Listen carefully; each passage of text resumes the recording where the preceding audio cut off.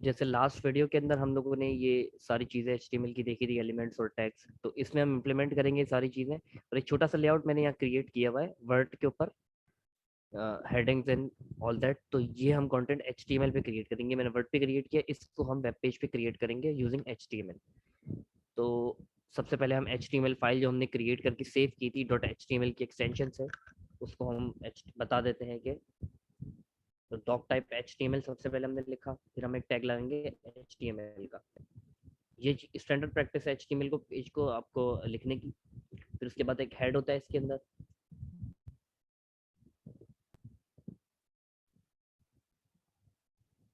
और फिर इसकी एक बॉडी होती है।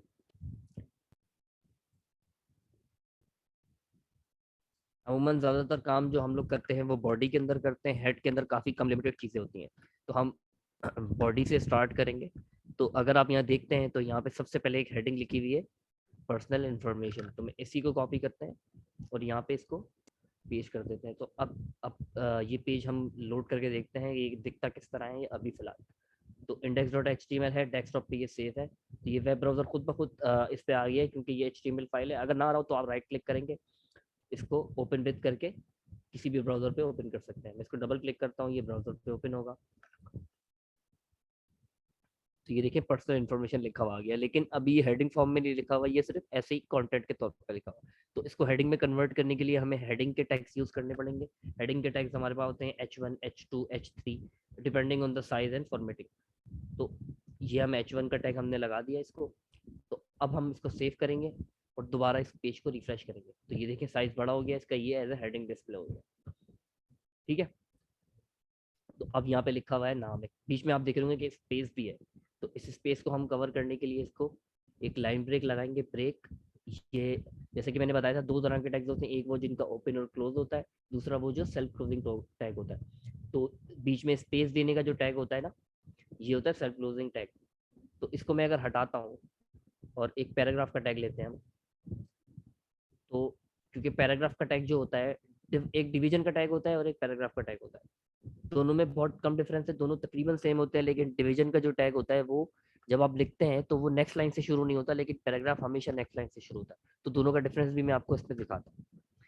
तो यही टैग हमने पी पे भी लिया है और यही हम डिफ पे भी ले लेते हैं, और फिर दोनों का डिफरेंस देखते हैं।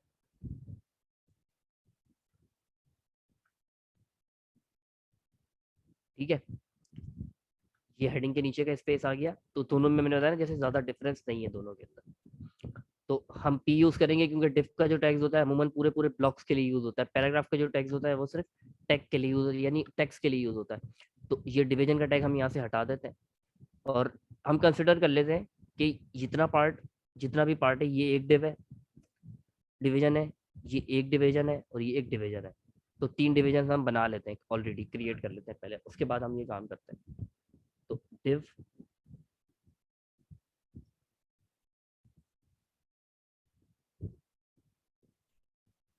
ठीक है, VS कोड के ऊपर कंट्रोल शिफ्ट और ऑल्ट करते हैं तो ये कॉप और एरो दबाएंगे तो ये कॉपी हो जाता है, जैसे कि ये कॉपी हो गया। तो तीन डिव्स है हमारे पास। सबसे पहले पहली डिव के अंदर हम इसको कट करके वापस पेस्ट कर देते हैं ताकि ये हमारा टेक्स्ट पहली डिव में चला जाए। ठीक है। उसके बाद हमारे पास क्या है, ये लिस्ट है। तो पहले तो इसको हम यहाँ से उठा लेते हैं और इसको ऐसे ही रख के मैं आपको दिखाता हूँ कि ये डिस्प्ले किस तरह हो रही है।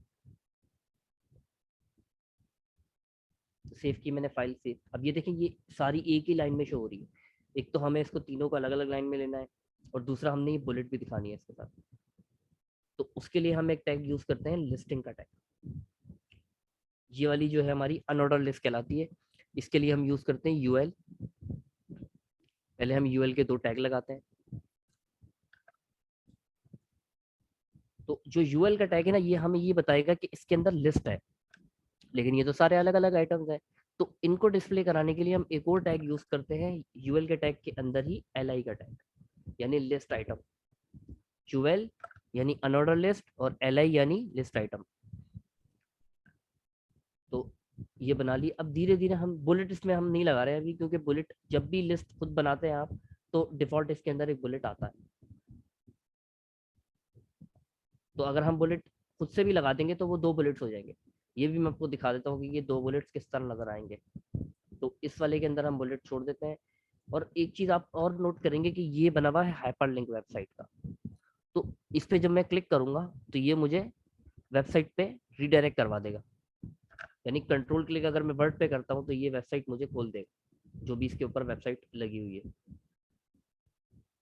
ठीक है, ये खुल गई, तो इसको बंद कर देते हैं। और हम यही चीज हमने यहाँ इम्प्लीमेंट करनी है, तो एक टैग और हम यूज करते हैं। पहले मैं लिस्ट आइटम बना लेता हूँ एक। तो एक टैग और होता है ए का टैग। ए, ये भी ये भी जो है वो क्लोज करना पड़ता है। और इसके अंदर यूज होता है एक एट्रीब्यूट एचरेफ। एचरेफ क्या करता है कि आपने जो वेबसाइट पे रीडायरेक्ट कराना है, फॉर एग्जांपल मैंने इसको रीडायरेक्ट कराना है, इसको ले जाना है इसका लिंक इस लिंक के ऊपर, और ये वेबसाइट में इस टैग के बीच में लिखूंगा। तो अभी ये डिस्प्ले किस तरह होता है ये मैं आपको दिखा दूंगा। ये मैं एक्स्ट्रा बुलेट जो लगी हुई हटा देते हैं, फिर इसको वेब पेज को सेव करके रिव्यू करते हैं। इसको सेव किया, रिव्यू किया, तो जैसे मैंने बताया डबल बुलेट्स आ रही है सबसे पहले। यानी कि आप देखेंगे यहाँ पे तो एक बुलेट लिस्ट आइटम की वजह से आ रही है और दूसरी ये इस वजह से आ रही है। और ये टैग सही क्लोज नहीं है, इसलिए हमने देखा होगा कि यहाँ पर भी एक्स्ट्रा बुलेट आ रही है। तो हम इस टैग को पहले सही प्रॉपर क्लोज कर देते हैं ताकि ये बुलेट खत्म हो जाए।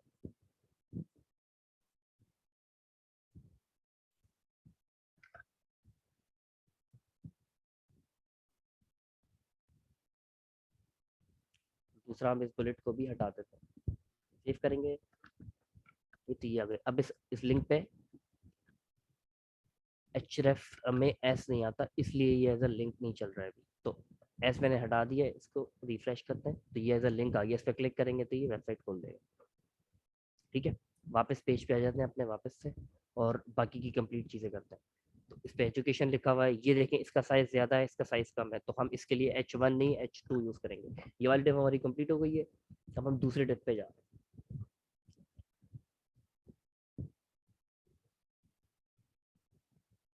H2 education.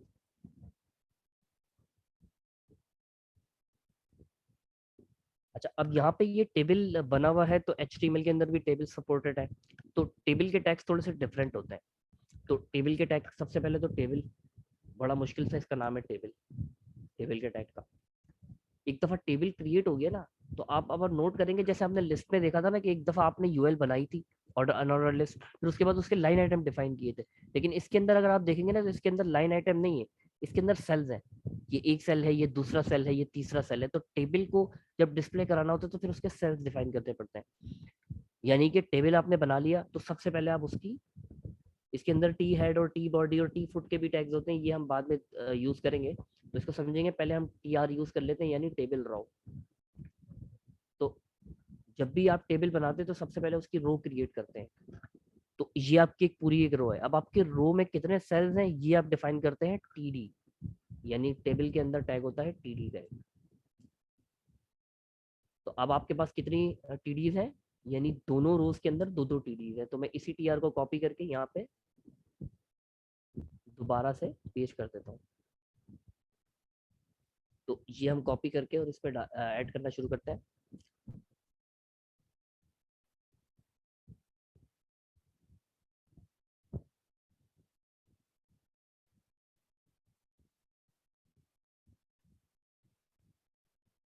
ठीक है, अब इसको रन करेंगे हम। तो ये आप देखेंगे टेबल की फॉर्म में शो हो गया, लेकिन इसका भी बॉर्डर नजर नहीं आ रहा क्योंकि हमने इस पे बॉर्डर लगाया नहीं। तो बॉर्डर इज इक्वल टू 1, एक एट्रीब्यूट है एचटीएमएल का। बॉर्डर इज इक्वल टू 1 यहाँ पे लगा दिया हमने एट्रीब्यूट। तो ये हम करेंगे तो ये बॉर्डर नजर आ गया। ठीक है, उसके बाद हमने ये बनाना है सेक्शन। अब ये हेडिंग और ये हेडिंग सेम थी, तो इसको भी H2 ही क्रिएट कर लेते हैं।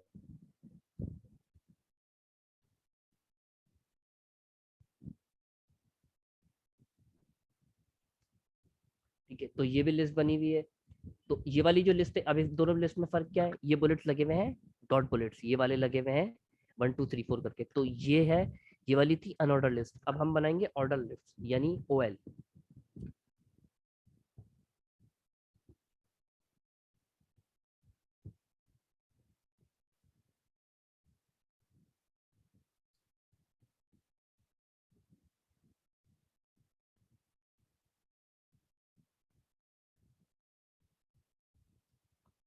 इसके साथ देखिए ये 1 2 लिखा हुआ है, अब मैं दिखाता हूँ ये किस तरह डिस्प्ले होता है।